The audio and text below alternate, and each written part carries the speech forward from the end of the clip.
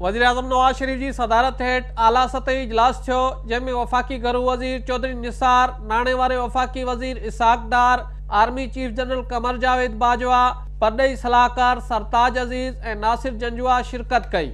इजलास में ऑपरेशन रद्दुल फसाद में अगभराई ऐं कामयाबियुनि जो जाइज़ो वठण सां गॾोगॾु पाक अफ़गान बॉर्डर मैनेजमेंट बाबति खयल क़दमनि जो जाइज़ो वरितो वियो। वज़ीर आज़म पाक फ़ौज ऐं सिक्योरिटी इदारनि जी अगभराई ते इत्मीनान जो इज़हार कयो ऐं हिदायत कई त ऑपरेशन रद्दुल फसाद जी रफ़्तार तेज़ कई वञे। इजलास में शिरकत कंदड़नि शिदत पसंदी ऐं दहशतगर्दी जो ख़ात्मो पाकिस्तान जी सलामती लाइ इंतहाई अहम क़रार ॾिनो।